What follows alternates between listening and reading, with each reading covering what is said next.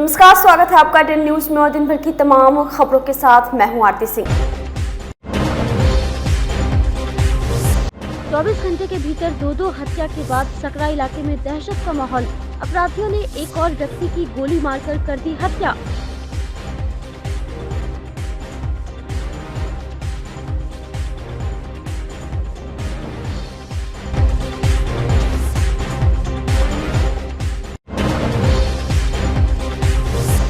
बढ़ती जा रही है पप्पू देव मौत की सीबीआई जांच कराने की मांग। न्याय दिलाने की मांग करते हुए पूर्व मंत्री के नेतृत्व में निकाला कैंडल मार्च।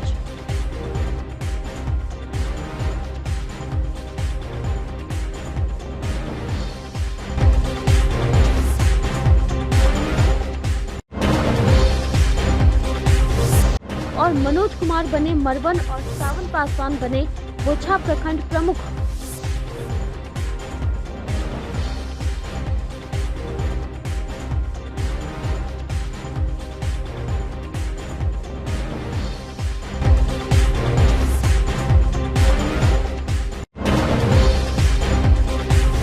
और अब खबरें विस्तार से। मुजफ्फरपुर में अपराधियों का तांडव थमने का नाम नहीं ले रहा है। बुधवार को दिन दहाड़े वसुधा केंद्र के संचालक की गोली मारकर हत्या कर लूटपाट की गई। उस मामले की पुलिस अभी जांच ही कर रही थी। वहीं दूसरी ओर सकरा पुलिस को फिर से अपराधियों ने खुली चुनौती देते हुए एक व्यक्ति की गोली मारकर हत्या कर दी। घटना सकरा थाना इलाके के सिमरी शमशान घाट के समीप की है। गुरुवार की सुबह ग्रामीणों ने शव को देखकर पुलिस को सूचना दी।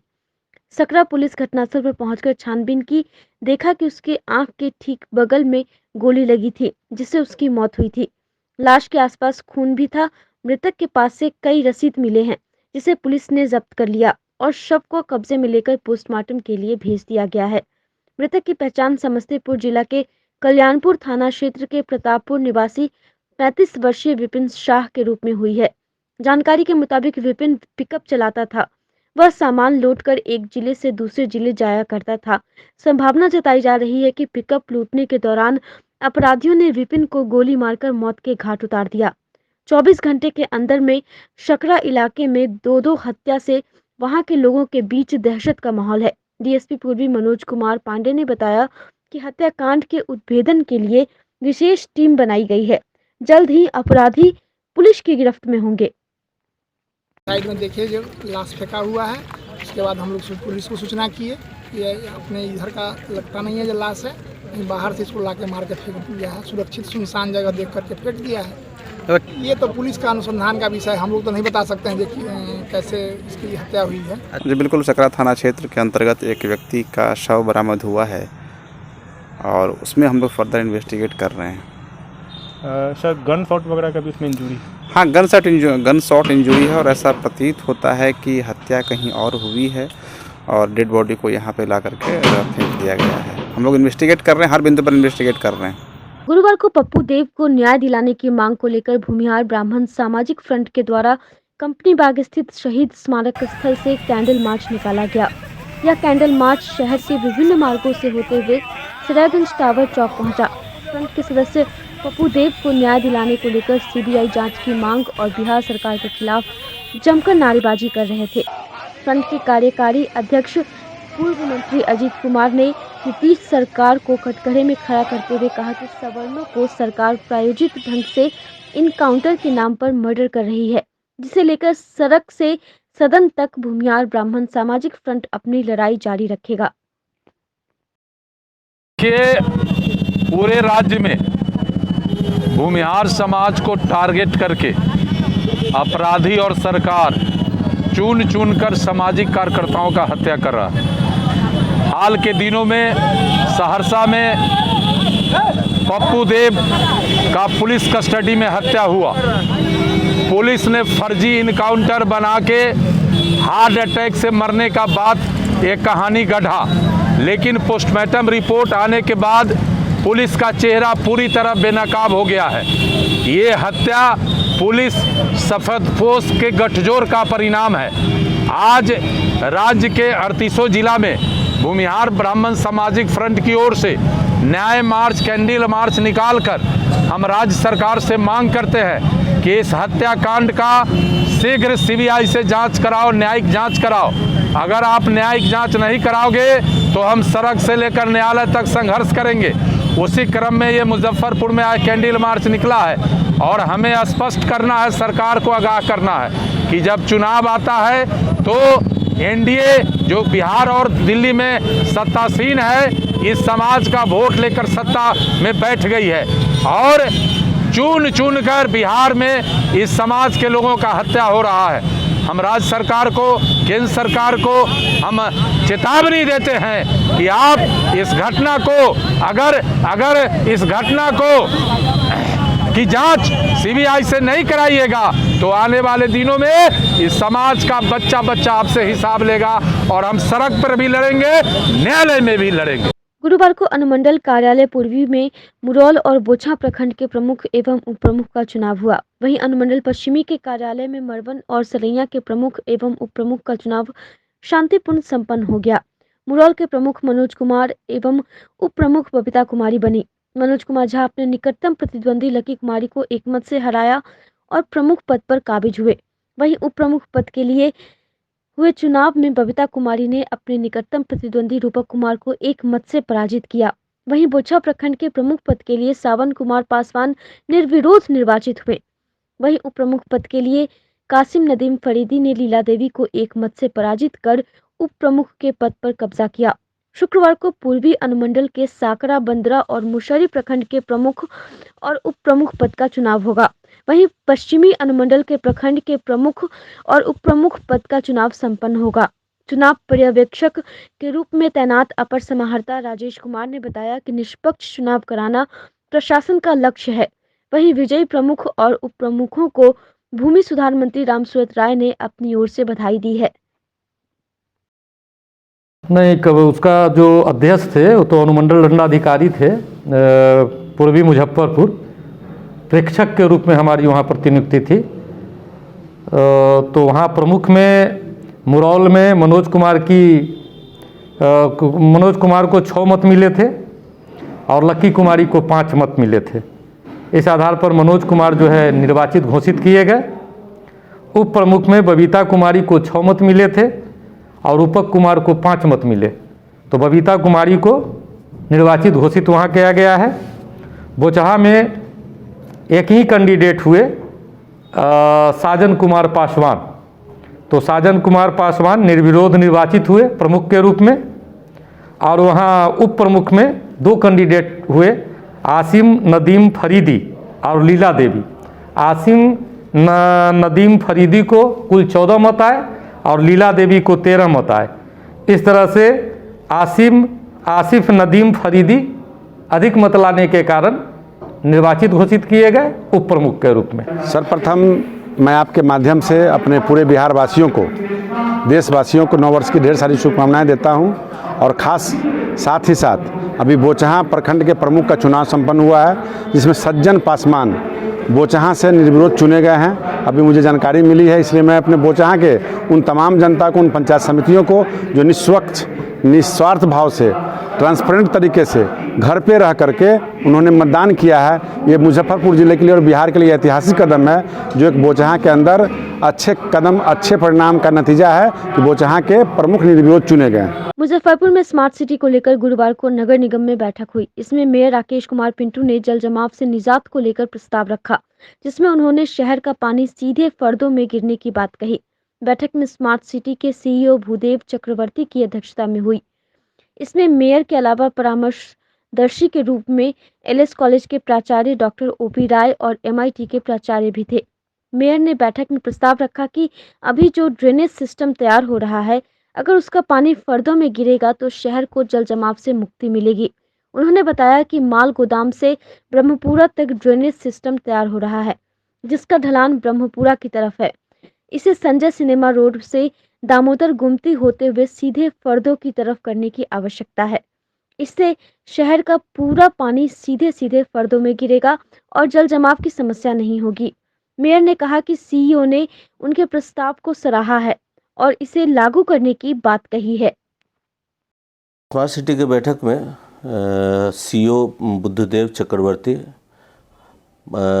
एमआईटी के प्राचार्य और आर्किटेक्ट विपुल जी और भी माननीय ये लोग थे, गणमान्य लोग थे, जिसमें मुख्य चर्चा हुई शहर के ड्रेनेज सिस्टम पर। ड्रेनेज सिस्टम जो बन रहा है यहाँ पे वो अपना उसका लेवल मेंटेन करना है। हमने एक प्रपोजल दिया था कि जैसे मैं माल गोदाम चौक से और होते हुए जो ब्रह्मपुरा चौक पर ड्रेनेज जा रही है उसका ढलान उस साइड में ब्रह्मपुरा चौक की तरफ है, और दूसरा है आपका अपना लक्ष्मी चौक से होते हुए वो ब्रह्मपुरा चौक, तो दोनों का ढलान एक जगह मिल रहा है।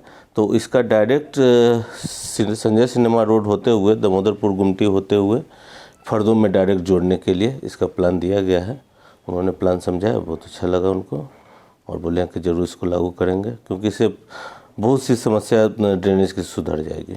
स्मार्ट सिटी के धीमी कार्य को लेकर हाँ, स्मार्ट सिटी के धीमी कार्य के लिए वो उन्होंने बताया कि अप्रैल फर्स्ट वीक में हम काम दिखाई देने लगेगा धरातल पर क्या क्या हो रहा है, और उन्होंने आश्वासन दिया है कि बहुत 2023 अगला वाले जो ये है उसमें पूरा काम हो जाएगा इनका, और शहर में कभी भी जल जमाव नहीं रहेगा। डॉक्टर श्रीकृष्ण सिंह सेवा समिति के द्वारा अटल स्मृति पर्व के अंतिम दिन गुरुवार को लंगट सिंह महाविद्यालय के सभागार में अटल बिहारी वाजपेयी के व्यक्तित्व एवं कृतित्व पर एक संगोष्ठी का आयोजन किया गया, जिसकी अध्यक्षता एवं अतिथियों का स्वागत समिति के अध्यक्ष सह भाजपा नेता डॉक्टर अशोक कुमार शर्मा ने किया।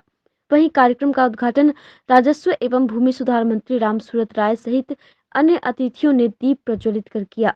वहीं मंत्री रामसूरत राय ने पूर्व प्रधानमंत्री अटल बिहारी वाजपेयी को याद करते हुए कहा कि आज देश अटल जी का ऋणी है।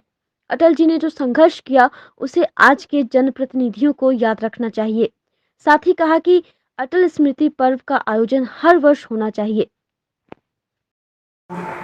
अटल जी की स्मृति पर्व मनाई जा रही है। यह पर्व पूरे बिहार के अंदर, पूरे देश के अंदर 25 तारीख से लेकर 30 तारीख तक चल रहा है, जिसका समापन यहाँ हो रहा है, और हमने भी 3 जगह पर भाग लिया है।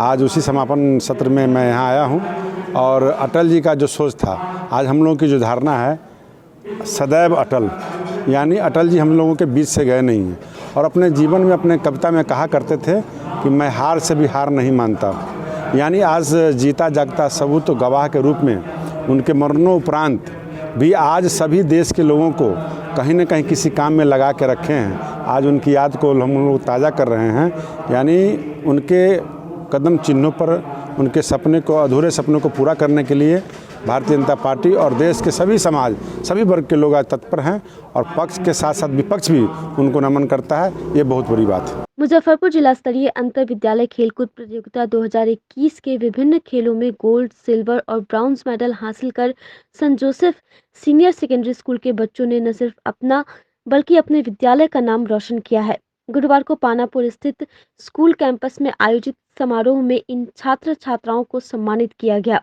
कार्यक्रम की शुरुआत तिलकोत्सव एवं स्वागत गान से की गई। समारोह में उपस्थित अतिथि डीएसओ जयनारायण ठाकुर, कबड्डी संघ के सचिव विनोद कुमार गुप्ता एवं आरडीएस कॉलेज के खेल विभागाध्यक्ष रविशंकर कुमार के साथ स्कूल के डायरेक्टर प्रमोद कुमार ने विजेता एवं उप विजेता छात्र छात्राओं को मेडल एवं ट्रॉफी प्रदान कर शुभकामनाएं दी। निदेशक प्रमोद कुमार ने सभी छात्र छात्राओं के उज्जवल भविष्य की कामना करते हुए कहा कि इन बच्चों ने यह साबित कर दिया है कि पढ़ाई के साथ साथ खेल भी उतना ही जरूरी है जितना खाना पीना और सोना। कार्यक्रम के दौरान प्राचार्य सुबोध कुमार सहित सभी शिक्षक एवं कर्मचारी मौजूद थे। जिला स्तरीय विद्यालय खेल प्रतियोगिता जो 22 से 25 दिसंबर तक मुजफ्फरपुर के पंडित नेहरू स्टेडियम में आयोजित की गया था, उस प्रतियोगिता में बेहतर प्रदर्शन करने वाले संत जोसेफ सीनियर सेकेंडरी स्कूल के जो खिलाड़ी थे उनका आज यहाँ सम्मान समारोह आयोजित किया गया था। इस अवसर पर मैं खिलाड़ियों से मिलकर बहुत प्रसन्न हूँ। मैं खिलाड़ियों को की तरफ से मैं उनका हार्दिक स्वागत करता हूँ और उनको जीत पर मैं बधाई देता हूँ। यह निश्चय ही खिलाड़ियों से मिलकर अच्छा लगा, और मुझे आशा ही नहीं बल्कि पूर्ण विश्वास है कि अगले बार चाहे आने वाले जो प्रतियोगिताएँ होंगी उस प्रतियोगिता में संत जोसेफ सीनियर सेकेंडरी विद्यालय के द्वारा अच्छा पार्टिसिपेट कराया जाएगा। यहाँ का जो खेल मैदान और खेल के प्रति जो यहाँ के जो डायरेक्टर सर और जो फिजिकल टीचर हैं उनकी नज़रिया को देखकर बहुत ही अच्छा लगा। आने वाला दिन में यह विद्यालय खेल को एक नई आयाम देगा। जो इंटर स्कूल चैम्पियनशिप 2021 का आयोजन हुआ था पंडित नेहरू स्टेडियम में, उस विजेता बच्चों को हमारे खेल पदाधिकारी मुजफ्फरपुर के द्वारा सम्मानित किया गया और उनके द्वारा दिए गए मैसेज से बच्चे उत्साहित हैं। उम्मीद करता हूं कि भविष्य में खेल को आगे बढ़ाएं। गुरुवार को शहरी प्राथमिक स्वास्थ्य केंद्र कन्हौली की ओर से red light area Shukla road में स्वास्थ्य जांच शिविर का आयोजन किया गया, जिसमें खून जांच, HIV जांच की गई, साथ ही निःशुल्क दवा दी गई। शिविर में लगभग 50 लोगों का इलाज किया गया और 30 लोगों का HIV टेस्ट किया गया। HIV टेस्ट के सभी लोग नेगेटिव पाए गए। केंद्र का क्लर्क दीपक कुमार ने कहा कि सिविल सर्जन के आदेश पर विशेष रूप से रेड लाइट एरिया में निःशुल्क HIV टेस्ट का कैंप लगाया गया है। मौके पर डॉक्टर मुकेश कुमार, डॉक्टर श्रुति कुमारी सहित कई स्वास्थ्य कर्मी मौजूद थे। आदेश आया था कि प्राथमिक स्वास्थ्य केंद्र के अंतर्गत में जो भी रेड लाइट एरिया आती है उस रेड लाइट एरिया में जाकर स्वास्थ्य कैंप लगाना। तो हम लोग यहाँ पे शुक्ला रोड में यहाँ पे कैंप लगाया क्योंकि अभी तक यहाँ पे कौन कौन से लोग आए थे यहाँ पे, क्या क्या जांच हुआ? HIV का टेस्ट हुआ यहाँ पे और HIV का परीक्षण किया जिसमें सभी निगेटिव पाया गया और 30-40 मरीज और भी आए थे जिसको दवा दिया गया। 2 डॉक्टर थे। कौन कौन डॉक्टर थे? डॉक्टर मुकेश कुमार, डॉक्टर श्रुति कुमारी, क्लर्क दीपक कुमार, LT आबिद हसन, मेनका कुमारी ANM, ये लोग ने अपना यहाँ पे योगदान। गुरुवार को मुजफ्फरपुर तैलिक साहू सभा के सदस्यों ने जवाहरलाल रोड स्थित आर्य समाज मंदिर के सभागार में अध्यक्ष पद के चुनाव को लेकर बैठक की। बैठक में निष्पक्ष चुनाव कराने और मतपत्र के माध्यम से निष्पक्ष चुनाव कराने को लेकर सहमति बनी। पूर्व मेयर सुरेश कुमार ने बताया कि तैलिक साहू महासभा के अध्यक्ष पद का चुनाव होना है। इसमें पूर्व की पद्धति से चुनाव नहीं कराने को लेकर आज की बैठक समाज के लोगों के द्वारा की गई, जिसमें सर्वसम्मति से वोटिंग के माध्यम से निष्पक्ष चुनाव कराने को लेकर सहमति बनी। आज के बैठक में यह निर्णय लिया गया, जो पिछले 19 तारीख को और 26 तारीख को जो बैठक की गई भाभा साहब स्मृति भवन में वहाँ कल्याणी पे, तो उसमें जो निर्णय लिया गया वो बहुत कम लोगों के द्वारा निर्णय लिया गया और उन्होंने जो मुजफ्फरपुर जिला तैलिक साहू सभा के अध्यक्ष के चुनाव के लिए प्रस्ताव रखा, वो हाथ उठाकर या माला पहना करके चुनाव करने की प्रक्रिया जो खास लोगों के साथ एक कमेटी बना करके किया गया। तो जिले के तमाम तैलिक बंधुओं का कहना है कि सभी के सम्मति से और लोकतांत्रिक तरीके से और पारदर्शिता के साथ चुनाव कराया जाए तैलिक साहू सभा के अध्यक्ष के लिए। मुजफ्फरपुर तैलिक साहू सभा का जिलाध्यक्ष चुनाव जो होता है हर 3 साल पर होती रहती है। अब की बार का टर्म पूर गया है, जो हमारे पूर्व अध्यक्ष थे शिवशंकर शाह जी, और चूँकि जिला में उनके द्वारा आज जो मीटिंग हम लोग यहाँ पर रखे हैं, उनके द्वारा कोई विकास का काम या कुछ नहीं किया गया है। जो सभी मीटिंग में हम लोग सब देखे हैं, बात किए हैं, और आज हमारे रास्ता में यहाँ मीटिंग हुई है। इसमें हम लोग आगामी जो जिलाध्यक्ष का चुनाव होने वाली है उसमें कैसे क्या रणनीति बनाई जाए, उसकी रणनीति तैयार किया गया है। चूँकि पहले जो बैठक हुई है, 2-3 बैठक किया गया है, उसमें अब यहाँ पर कुछ लोग ऐसे हैं जो हाथ उठावल वाला काम करते हैं, वो सब नहीं चलेगा। अब चुनाव, चूँकि सभी लोग जागरूक हैं और जो मैंने पहले बताया कि कोई कार्य नहीं किया गया है, इसलिए अब चुनाव जो हो, चूँकि 16 प्रखंड मुजफ्फरपुर में है, सभी लोग की भागीदारी इसमें हो, सभी लोग चुनाव में भाग ले और चुनाव करके एक अच्छे अध्यक्ष जिनका सशक्त भूमिका हो और वो बढ़िया ढंग से हमारे समाज को चलाएं। इसी के चलते आज लोग मीटिंग की है और जो पहले की जो भी हुआ है सब प्रक्रिया सभी लोग कहना है, सभी चूँकि शहर के लोग गणमान्य व्यक्ति लोग जुटे हैं, सभी लोग कहना है पहले के जो भी काज हुआ है सबको रद्द किया जाए, अब नए सिरे से हम लोग चुनाव करेंगे। गुरुवार को राष्ट्रीय न्यायी महासभा द्वारा शहीद खुदीराम बोस स्मारक स्थल पर बैठक जिला अध्यक्ष राजकुमार ठाकुर की अध्यक्षता में आयोजित की गई। बैठक में सर्वसम्मति से निर्णय लिया गया कि बढ़ती महंगाई को देखते हुए बाल दाढ़ी कटिंग दर में लगभग 20% की बढ़ोतरी की जाए, जो 1 जनवरी 2022 से मुजफ्फरपुर जिले में लागू होगा। जिला इकाई मुजफ्फरपुर का एक बैठक किए हैं।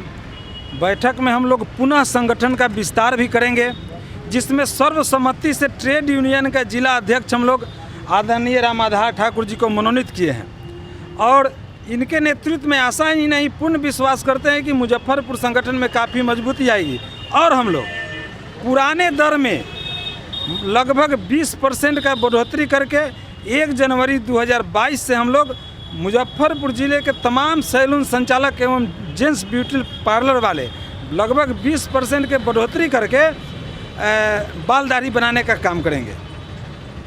क्या कारण है रेट बढ़ाना? देखिए इतनी ना महंगाई हो गई जो आप लोगों से भी छुपी हुई नहीं है। देश दुनिया में जो महंगाई हो गई, हम लोगों का जो क्रीम, ब्लेड क्रीम, आपसे कहते हैं तेल, मोबिल, भाड़ा, किराया, सब कुछ का दाम बढ़ गया। हम लोग अब महंगाई का झेल नहीं पा रहे हैं, बर्दाश्त नहीं हुआ, इसलिए हम लोग मात्र 20% लगभग रेट बढ़ाए हैं और नए दर पर हम लोग 1 जनवरी से काम करेंगे मुजफ्फरपुर। आज की खबरों में बस इतना ही। जाने से पहले आप सभी शहरवासियों को नवरात्रि की हार्दिक शुभकामनाएं। नमस्कार।